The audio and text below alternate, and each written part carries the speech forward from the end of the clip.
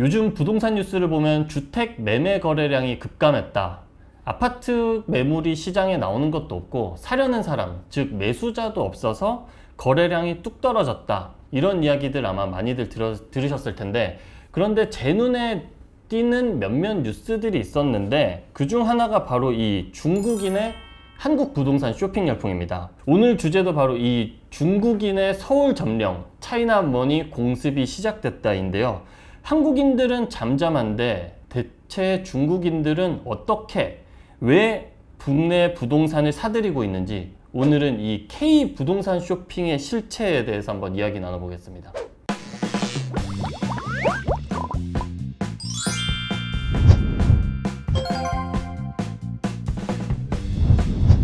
먼저 부산 해운대구의 한 아파트 가격을 한번 보겠습니다. 2021년 3월 18일에 107제곱미터가 17억 원에 거래된 게 아마 보이실 겁니다. 그런데 아래를 보면 이상한 점이 눈에 바로 띄죠. 그 직전 실거래 가격을 보면은 2020년 12월인데 7억 5,600만 원에 거래가 됐습니다. 이 아파트의 최고가는 그 3개월 전인 2020년 6월경에 9억 2천만 원. 이게 이 아파트의 최고가인데 직전 거래 금액보다는 무려 10억 원이 높고, 이 아파트의 최고가보다도 단번에 8억 원에 올려서 거래한 이 17억 원의 매수자가 과연 누구였을까요? 바로 베이징에 사는 50대 중국인이었습니다. 이 거래 때문에 8억 원 중반이던 호가는 지금 현재 15억 원을 넘어섰다고 합니다. 국토교통부에 따르면 중국인들은 작년 전체 외국인 이 부동산 거래량의 51%를 차지한 것으로 나옵니다. 51%. 절반가량을 약 차지하는 셈인데 2위부터 10위까지의 거래량을 다 합쳐도 이 중국인들이 쓸어 담은 양에 미치지 못한다고 합니다. 그 아래에 보시면은 이게 서울시 외국인 주택 매입 현황입니다. 그런데 이 자료를 보면 더 심각함을 느낄 수가 있는데, 중국인들이 2016년부터 2021년 올해 3월까지 거래량인데 서울 주택의 7,900가구를 중국인이 매입했습니다. 같은 기간 전체 외국인 매입량의 약 55%를 차지하는 수치입니다. 과거에는 미국인들이 사실 가장 많이 국내 부동산을 사들였는데 어느새 중국인이 최상위권 자리를 차지하게 된 거죠. 미국인 중에서는 사실상 영주권이나 시민권자를 가진 이 검은머리 외국인들이 많다는 점까지 좀 감안을 하면은 이 중국인의 영향력이 훨씬 더 커졌다는 것을 느낄 수가 있습니다. 중국인들은 과거에는 구로구나 금천구, 관악구, 영등포구와 같이 중국 교포들이 많이 거주하던 지역 중심으로 이 중국인들의 거래가 상당히 활발했습니다. 제가 과거에 취재했을 때도 이제 구로구나 영등포구 쪽에 공인중개사무소를 가보면은 중국인들만 대상으로 하는 영업소들도 상당히 많았습니다. 여기 지도를 보면 이 파란색 표시가 된 지역들, 이 짙게 표시된 지역들이 서울 기준으로 서남권 도심에 위치해 있는 곳이 바로 중국인들이 과거에 국내 부동산을 많이 사들인 지역입니다. 이 우측 사진이 대림역인데 뭐 가보신 분들은 알겠지만 이렇게 간판이라든지 지나다니는 사람들을 보면은 이게 한국이 맞나 싶을 정도로 그런 생각이 들긴 하죠. 그런데 이젠 이런 생각조차도 바뀌어야 합니다. 왜냐면은 중국인들의 자본이 빠른 속도로 주거나 투자 선호도가 높은 지역의 아파트로 넘어오고 있기 때문입니다. 이제는 강남 3구의 핵심 재건축 지역이라든지 마용성 지역에 이제 중국인들이 서울 주택을 많이 사들이고 있다. 이거를 볼 수 있는데요. 이게 바로 2020년 자료인데 과거에 이 서남권에 위치해 있던 투자가 한강변을 따라서 동쪽으로 이동하고 있는 양상입니다. 그리고 재건축이나 이런 국내 투자 정보에 대해서 중국인들이 내국인들보다도 훨씬 더 빠삭하다는 이야기도 많이 나오고 있습니다. 그렇다면 이 중국인들의 국내 부동산 쇼핑 열풍의 원인은 과연 무엇일까요? 복합적인 요인이 있을 텐데 우선은 자국보다 가격 경쟁력이 훨씬 더 뛰어나다라는 점입니다. 최근에 중국 집값도 가파르게 치솟고 있다, 이런 뉴스들 아마 들으셨을 텐데 올해 6월 기준입니다. 베이징 아파트의 이 평균 매매 가격이 14억 원입니다. 그런데 서울 6월 아파트 같은 기간의 평균 매매 가격은 11억 원을 조금 상회하는 수준입니다. 그래서 아무래도 베이징보다 훨씬 더 저렴하기 때문에 이 서울 아파트에 대한 투자 메리트가 있지 않나, 이렇게 보는 것이 합리적일 것이라고 생각을 하고요. 그리고 상하이나 이런 곳에서는 아마 서울보다도 훨씬 더 베이징보다도 더 금액이 높기 때문에 이런 추세가 두드러지고 있다. 이렇게 보면 될 것 같은데, 중국에서는 이런 한국 아파트를 두고 안전자산이라는 인식이 또 깔려 있다고 합니다. 이 중국 유명 지식 플랫폼에 이제 한국 아파트를 두고 이런 코멘트들이 달려 있다고 하는데, 한번 읽어보겠습니다. 가격이 내릴 위험이 적고 또 거리가 가깝기 때문에 관리하기가 쉽다. 중국에서 한국까지 이제 뭐 지리적 거리상 멀지가 않기 때문에 이 관리하기 쉽다라는 게 장점으로 꼽히고, 또 자산 안전성에 대한 걱정이 없다. 이게 또 두 번째 장점으로 꼽힙니다. 가격 경쟁력, 안전자산이라는 인식도 좋은데 그보다 더 중요한 문제가 있는데 바로 규제의 허점입니다. 규제의 허점. 우리나라 정부가 부동산 시장을 안정화하겠다고 잇따라 내놓은 조치와 규제들이 외국인들에게는 사실상 적용이 되지 않으면서 오히려 외국인들이 국내 부동산을 취득하기에 내국인들보다 훨씬 더 유리한 조건이 되어버렸다는 겁니다.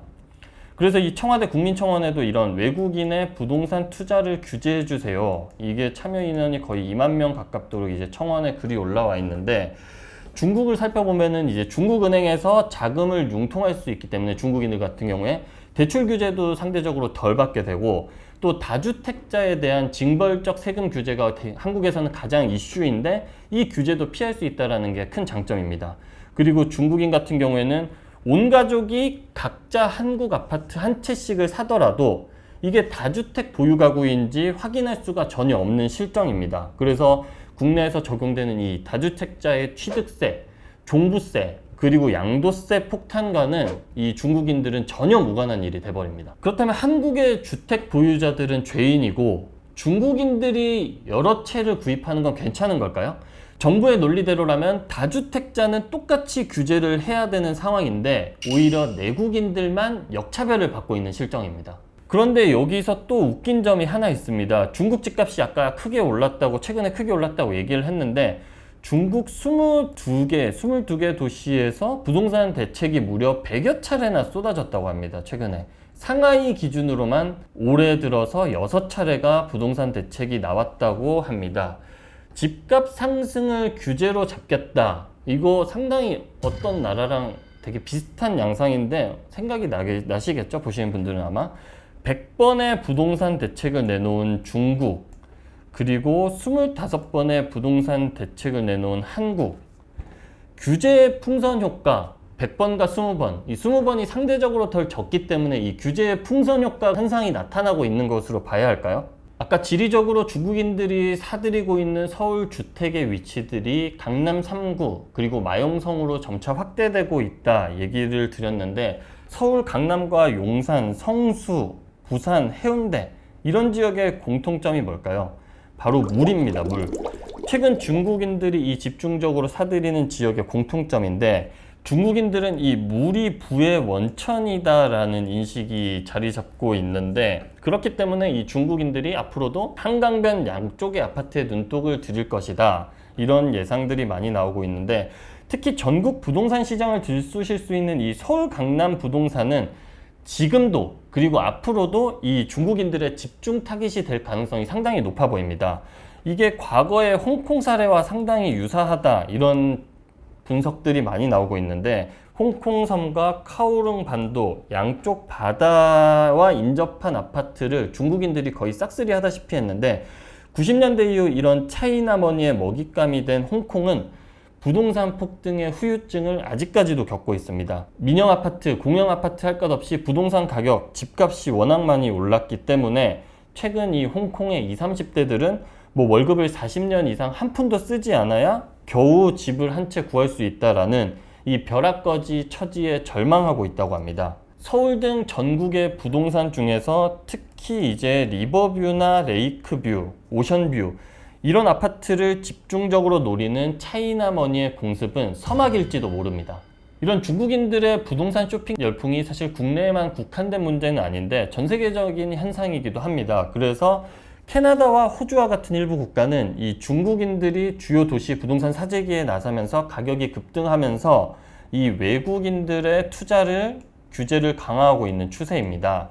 이 집값 상승 문제가 되자 이 캐나다 브리티시 컬럼비아 주에서는 외국인 또는 외국 법인이 부동산을 취득할 경우에, 밴쿠버에서 취득할 경우인데 부동산 가격의 20%를 취득세로 부과하고, 그 온타리오주를 보면은 이 주거용 부동산을 취득하면 취득세 외에 비거주자 투기세 15%를 또 추가로 부담합니다. 토론토 지역이고요. 이 아래쪽에 호주를 보면, 호주의 경우에도 외국인이 주거용 부동산을 취득할 때 외국인 투자심의위원회의 승인을 꼭 받도록 하고 있습니다.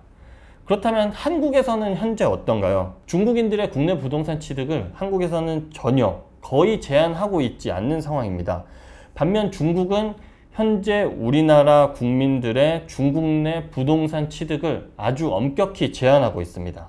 정부가 25번째 부동산 대책을 내놓는 동안 주요 타깃은 누구였습니까? 다들 알다시피 이 다주택자들이 아주 집중 타깃이 되었는데, 이게 김현미 장관 취임식 때 기사인데, 취임 첫날부터 김현미 장관이 다주택자와의 전쟁을 선포합니다.